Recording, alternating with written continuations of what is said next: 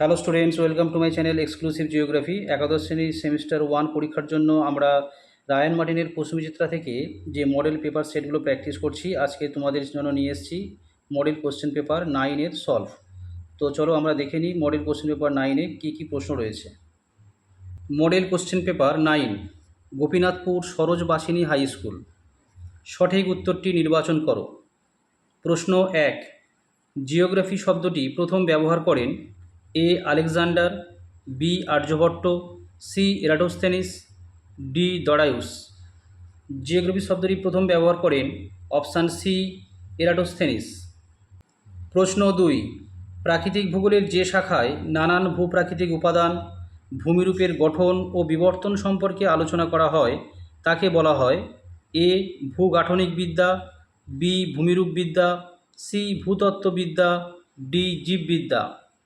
প্রাকৃতিক ভূগোলের যে শাখায় ভূপ্রাকৃতিক উপাদান, ভূমিরূপের গঠন এবং বিবর্তন সম্পর্কে আলোচনা করা হয় তাকে বলা হয় অপশান বি ভূমিরূপবিদ্যা।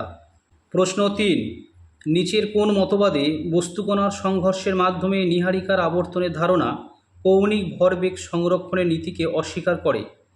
এ কান্টের নীহারিকা মতবাদ, বি চেম্বারলিন মুলটনের গ্রহাণু মতবাদ, সি জিন্স জেফ্রিজের জোয়ারি মতবাদ, ডি মহাবিস্ফোরণ তত্ত্ব। সঠিক অ্যান্সার হবে অপশান এ কান্টের নীহারিকা মতবাদ। কান্টের নীহারিকা মতবাদে বস্তুকণার সংঘর্ষের মাধ্যমে নীহারিকার আবর্তনের ধারণা কৌণিক ভরবেগ সংরক্ষণের নীতিকে অস্বীকার করে। প্রশ্ন 4, বিগ ব্যাং তত্ত্বের প্রবক্তা হলেন A Kant, B Chamberlin, C Edwin Hubble, D Laplace. Big bang তত্ত্বের প্রবক্তা হলেন অপশান সি এডুইন হাবল। প্রশ্ন 5, নিম্নলিখিত কোন বৈশিষ্ট্যটি কেন্দ্রমণ্ডল সম্পর্কে সঠিক নয়? এ পৃথিবীর মোট আয়তনে 13% এবং মোট ভরের 36% রয়েছে কেন্দ্রমণ্ডলে। বি অন্তঃকেন্দ্রমণ্ডল ও বহিঃকেন্দ্রমণ্ডলের মধ্যে রয়েছে লেম্যান বিযুক্তি রেখা। সি কেন্দ্রমণ্ডলে চাপ ও উষ্ণতা অত্যন্ত কম। ডি কেন্দ্রমণ্ডলে এস তরঙ্গ প্রবেশ করতে পারে না। তো এখানে যে চারটি অপশান রয়েছে, যে চারটি অপশান সম্পর্কে বলা হয়েছে যে কেন্দ্রমণ্ডল সম্পর্কে সঠিক নয়, সেই অপশানটি কোনটি? তো এখানে সঠিক উত্তর হবে অপশান সি, কারণ কেন্দ্রমণ্ডলের চাপ এবং উষ্ণতা অত্যন্ত বেশি। প্রশ্ন 6, গুটেনবার্গ বিযুক্তি রেখা বরাবর এ প্রাথমিক তরঙ্গ অদৃশ্য হয়, বি প্রাথমিক তরঙ্গ বেঁকে যায়, সি প্রাথমিক তরঙ্গের গতি কমে যায়, ডি প্রাথমিক তরঙ্গের গতি হঠাৎ বৃদ্ধি পায়। গুটেনবার্গ বিযুক্তি রেখা বরাবর প্রাথমিক তরঙ্গের গতি কমে যায়, তাই সঠিক অ্যান্সার হবে অপশান সি। পরবর্তী প্রশ্ন 7, যে ভূ আলোড়নে ভূ অভ্যন্তরীণ শক্তি পৃথিবীর স্পর্শক বরাবর পরস্পরের দিকে বা বিপরীতে অর্থাৎ অনুভূমিকভাবে কাজ করে সেই ভূ আলোড়নকে বলা হয় এ গিরিজনী আলোড়ন, বি মহীভাবক আলোড়ন, সি ইউস্ট্যাটিক আলোড়ন, ডি সমস্থিতিক আলোড়ন।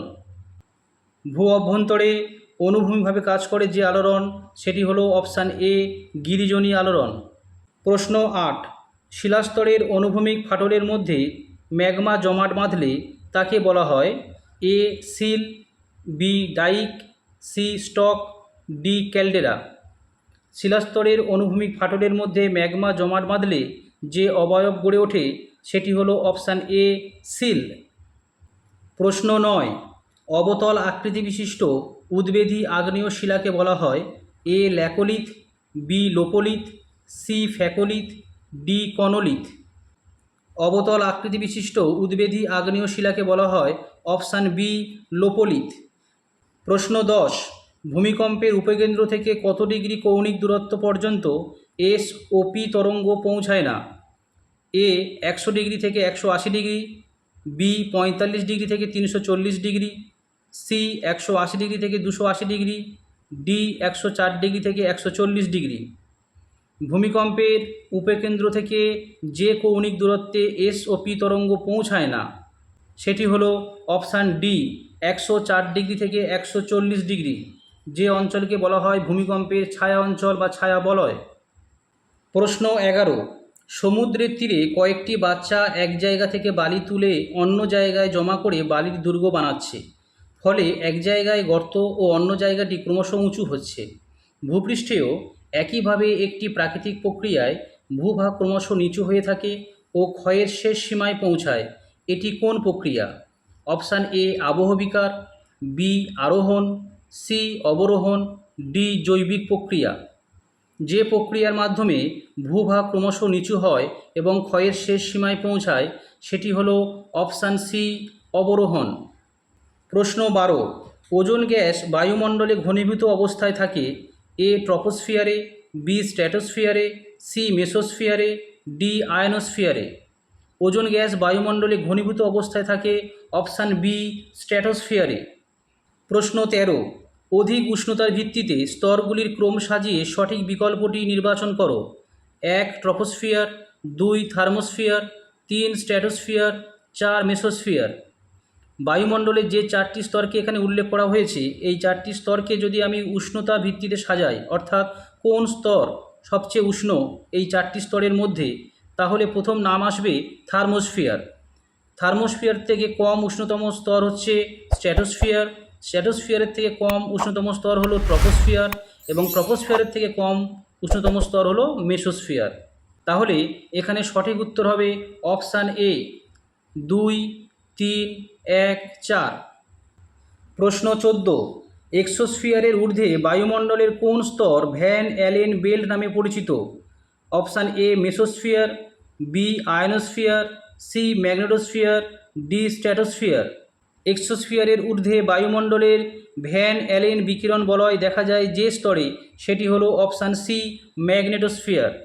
পরবর্তী প্রশ্ন 15, বায়ুমণ্ডলে ভাসমান অতি সূক্ষ্ম ধূলিকণা, লবণকণা, আগ্নেয়গিরির ছাইভস্ম ইত্যাদিকে বলা হয় এ অ্যারোজল, বি প্ল্যাঙ্কটন, সি লোয়েস, ডি জৈবকণা।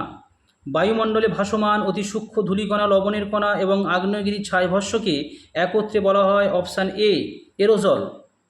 প্রশ্ন 16, মানুষ ও পরিবেশের মধ্যে মিথস্ক্রিয়ার সবচেয়ে গুরুত্বপূর্ণ বিষয় হলো এ মানুষের বুদ্ধিমত্তা, বি প্রযুক্তি, সি মানুষের উপলব্ধি, ডি মানব ভ্রাতৃত্ব। মানব ও পরিবেশের মধ্যে মিথস্ক্রিয়ার সবচেয়ে গুরুত্বপূর্ণ বিষয় হলো অপশান বি প্রযুক্তি। প্রশ্ন 17, বিশ্বব্যাপী মানুষের আচরণের ভিন্নতাকে প্রাকৃতিক পরিবেশের পার্থক্য দ্বারা ব্যাখ্যা করা যায় মানব পরিবেশের সম্পর্কের যে দর্শনের ভিত্তিতে, তা হলো এ পরিবেশগত নিয়ন্ত্রণবাদ, বি সম্ভাবনাবাদ, সি নবনিয়ন্ত্রণবাদ, ডি কোনোটিই নয়। সঠিক উত্তর হবে অপশান এ পরিবেশগত নিয়ন্ত্রণবাদ। প্রশ্ন 18, প্রাথমিক অর্থনৈতিক কাজের উদাহরণ হলো এ লৌহ ইস্পাত শিল্প, বি পশম সংগ্রহ, সি নরম কাঠের বাণিজ্য, ডি তথ্য প্রযুক্তি সংক্রান্ত গবেষণা। প্রাথমিক অর্থনৈতিক কাজের উদাহরণ হলো অপশান বি পশম সংগ্রহ। প্রশ্ন 19, পর্যটন যে প্রকার অর্থনৈতিক ক্ষেত্রের অন্তর্গত তা হলো এ প্রাথমিক ক্ষেত্র, বি দ্বিতীয় ক্ষেত্র, সি তৃতীয় ক্ষেত্র, ডি চতুর্থ ক্ষেত্র। পর্যটন অপশান সি তৃতীয় ক্ষেত্রের অর্থনৈতিক কাজের অন্তর্গত। প্রশ্ন 20, নিম্নলিখিত কোন বৈশিষ্ট্যগুলি ব্যাপক কৃষি ব্যবস্থার সঙ্গে সম্পর্কিত?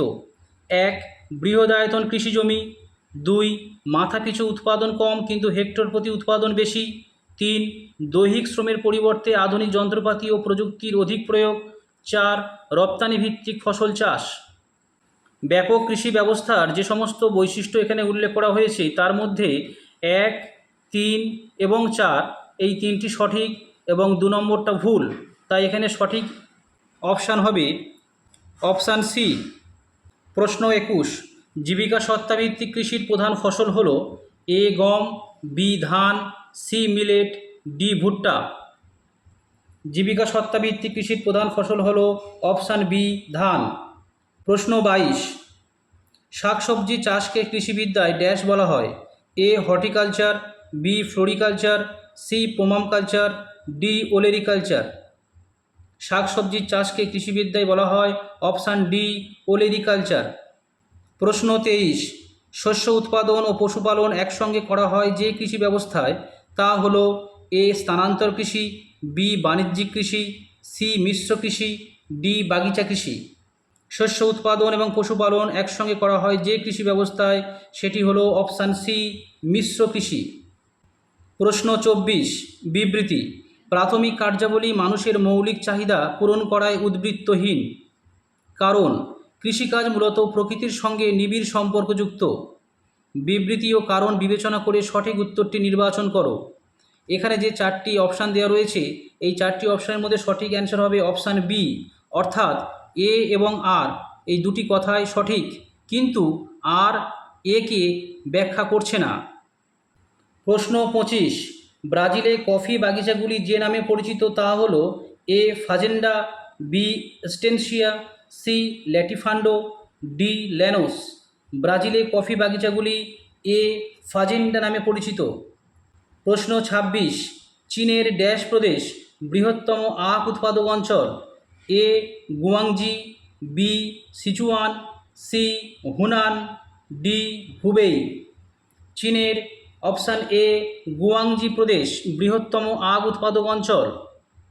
প্রশ্ন 27, ওপেন মাইনিংয়ের মাধ্যমে উত্তোলিত একটি খনিজ পদার্থ হল এ সোনা, বি পেট্রোলিয়াম, সি লৌহ আকরিক, ডি প্রাকৃতিক গ্যাস। ওপেন মাইনিংয়ের মাধ্যমে উত্তোলিত খনিজ পদার্থটি হল অপশান সি লৌহ আকরিক। প্রশ্ন 28, নিচের স্তম্ভ দুটি মিলিয়ে সঠিক উত্তরটি নির্বাচন করো। প্রতিবেশী দেশ, রাজধানী। প্রতিবেশী দেশের মধ্যে রয়েছে বাংলাদেশ, শ্রীলঙ্কা, মালদ্বীপ, চীন। রাজধানীর মধ্যে রয়েছে শ্রী জয়বর্ধনে পুরাকোট্টে, বেজিং, ঢাকা, মেলে। তাহলে দেখো এখানে প্রথম রয়েছে বাংলাদেশ। বাংলাদেশের রাজধানী হলো ঢাকা, শ্রীলঙ্কার রাজধানী হবে শ্রী জয়বর্ধনে পুরাকোট্টে, মালদ্বীপের রাজধানী মেলে এবং চীনের রাজধানী হবে বেজিং। তাহলে এখানে সঠিক অ্যান্সার হবে একের সি, 2-এর এ, 3-এর ডি এবং 4-এর বি, অর্থাৎ অপশান সি। প্রশ্ন 29, উত্তর ভারতের সমভূমি অঞ্চলে নবীন পলিমাটি দ্বারা গঠিত অঞ্চলকে বলা হয় এ ভাবর, বি খাদার, সি ভাঙর, ডি খোস। উত্তর ভারতের নবীন পলিগঠিত অঞ্চলকে বলা হয় অপশান বি খাদার।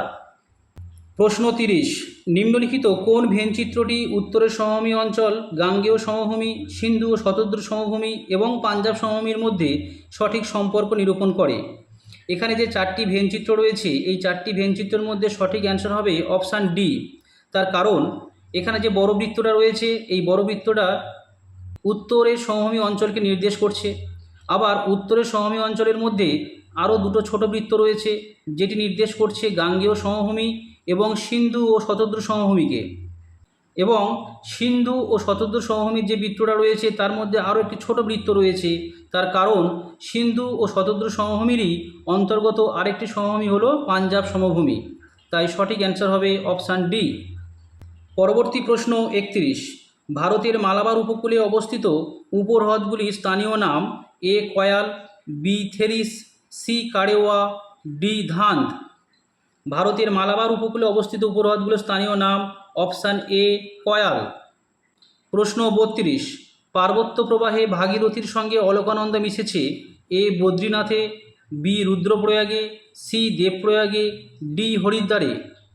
পার্বত্য প্রবাহে ভাগীরথীর সঙ্গে অলকানন্দা মিশেছে অপশান সি দেবপ্রয়াগে। প্রশ্ন 33, কৃষ্ণার ডান তীরের উপনদীগুলি হল এ ভীমা মুসি মুন্নেরু, বি হিরণ বর্ণা কোলার, সি তুঙ্গভদ্রা ঘাটপ্রভা মালপ্রভা, ডি পেনগঙ্গা ওয়ার্ধা ওয়েনগঙ্গা। কৃষ্ণার ডান তীরের উপনদীগুলি হল অপশান সি তুঙ্গভদ্রা ঘাটপ্রভা মালপ্রভা। প্রশ্ন 34, দক্ষিণ ভারতের অধিকাংশ নদী ভূমিভাগের প্রারম্ভিক ঢাল অনুসরণ করে প্রবাহিত হয়, তাই এই নদীগুলিকে বলা হয় অপশান এ অনুগামী নদী, বি বিপরা নদী, সি অধ্যারোপিত নদী, ডি পরবর্তী নদী। ভূমির প্রারম্ভিক ঢাল অনুযায়ী যে সমস্ত নদী প্রবাহিত হয় তাদেরকে বলা হয় অপশান এ অনুগামী নদী।